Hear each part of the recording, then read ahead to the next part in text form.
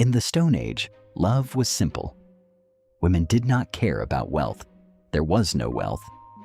They did not care about status. Status was whoever could lift the biggest rock. They did not care about personality. Personality had not been invented yet. They cared about one thing: strength. This is the story of why, and also the story of Grug, who did not have it. This is Ugg. Ugg is a caveman. Ugg's arms are the size of small boulders. His chest is the size of a medium boulder. Ugg lifts large rocks every morning before breakfast. He does not know why he does this. He simply does it. The cave women of the valley have noticed Ugg. They notice Ugg a great deal. They have been noticing Ugg for some time now. This is the cave woman. She walks past Ugg every morning on the way to collect water. She walks very slowly past Ugg. This is Grug. Grug is also a caveman. Grug's arms are the size of sticks, not large sticks, regular sticks. Grug has also noticed the cave woman. Grug has also noticed that the cave woman has not noticed Grug, not once, not even slightly. Grug flexes his right arm at the cave woman as she walks past. A very small bump appears. She does not look. Grug flexes his left arm. She does not look at that one either. Grug flexes both arms at the same time. She is already gone. Grug has studied this situation carefully. He has reached a conclusion. The conclusion is that he needs to become muscular. The plan begins immediately. Step 1. Lift heavy things. Grug finds the largest boulder in the area. He grabs it with both hands and pulls with everything he has.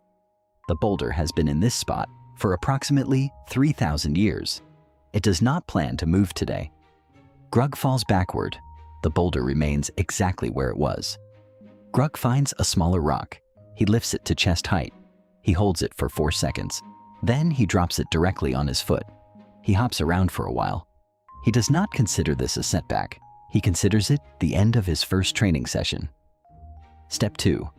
Push-ups. Grug lies flat on the ground and pushes himself up with both stick arms. He does 1 push-up. He is very proud of this.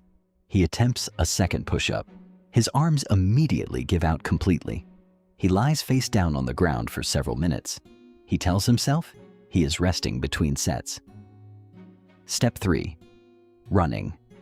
Grug believes running will build his legs and make him look more impressive overall. He runs at full speed. He runs for exactly 30 seconds. He then sits down and does not move for 10 minutes. He considers himself an athlete. He is not an athlete. Step 4. Eating more food. Grug has heard somewhere that eating makes you bigger. He eats twice as many burnt berries as usual. He does not get bigger. He gets a stomach ache that lasts 2 days. He also runs out of berries. This was a very costly experiment. 1 week later, Grug stands outside his cave and flexes. His arms look completely identical to 1 week ago.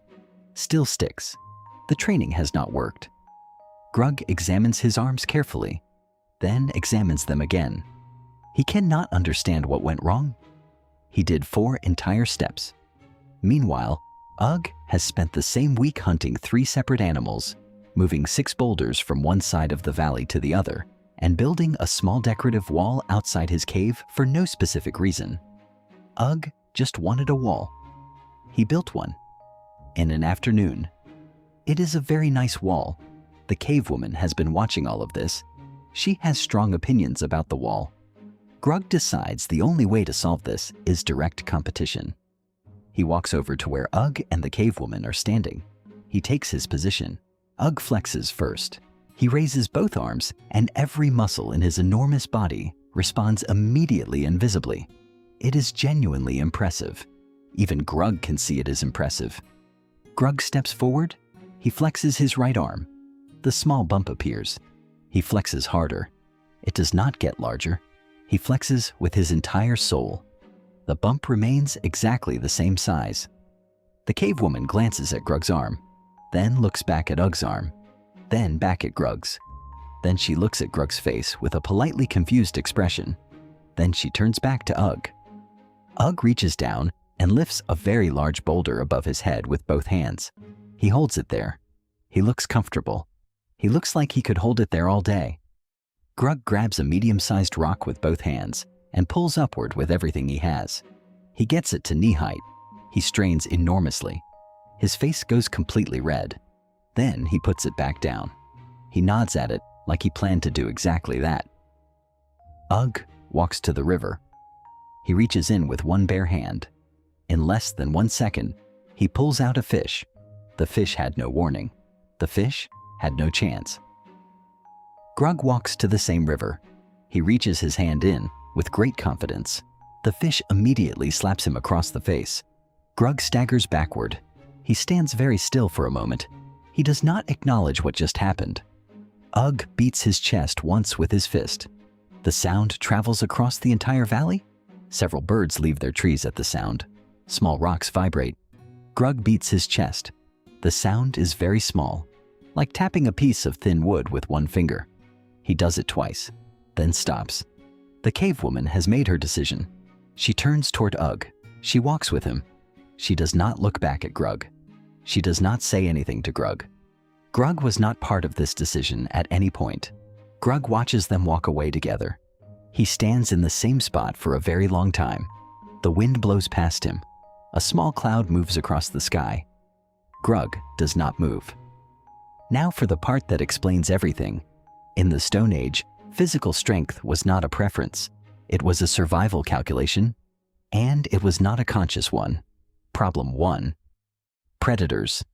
The Stone Age landscape was shared with mammoths, cave bears, giant hyenas, and several other large things with very large teeth. A strong partner meant protection.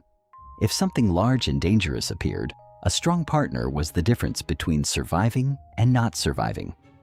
Grug has run away from 3 predators this month. He is very fast when running away. Problem 2. Food.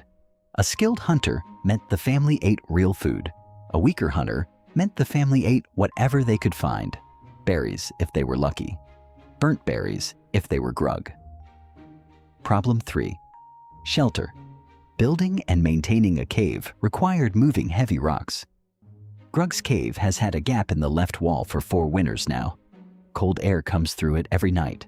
The rock that would fix it is not even very large. Grug simply cannot move it. These were not romantic preferences. They were survival calculations running automatically in the background of every decision. The human brain still runs these same calculations today. It just does it quietly without announcing it. Modern humans have largely solved the predator and food problems. The ancient preference for physical capability remains, updated in various ways for a world with supermarkets and central heating. This is a much longer conversation. We will not have it today. Grug is still standing outside. Grug is now flexing at a bird that flew past. The bird did not slow down. Grug picks up Club. He holds Club while flexing. Club makes his arm look slightly more occupied. This does not make his arm look bigger, but it gives his hand something to do. The sun begins to go down.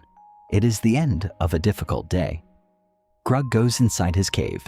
He stands in front of his cave wall for a long time. Then he picks up his drawing stick.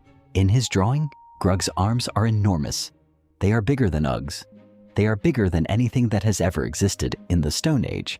They may be the biggest arms in the history of arms. In his drawing, the cave woman is looking directly at Grug. She appears very interested in Grug. Ugg is in the background of the drawing. Ugg looks small. Ugg's arms in Grug's drawing are the size of regular sticks. In the drawing, Grug caught the fish. He caught it easily. The fish in the drawing has a calm expression. The fish cooperated. Grug steps back and looks at his drawing. He is extremely satisfied. This is a much better version of today. Grug will remember it this way from now on. Grug lies down on his rock. He flexes one final time at the cave ceiling. The cave ceiling does not respond. The cave ceiling has never responded. Grug does not take this personally. He closes his eyes. He is asleep in 4 seconds. Tomorrow Grug will try again. He has not decided what he will try.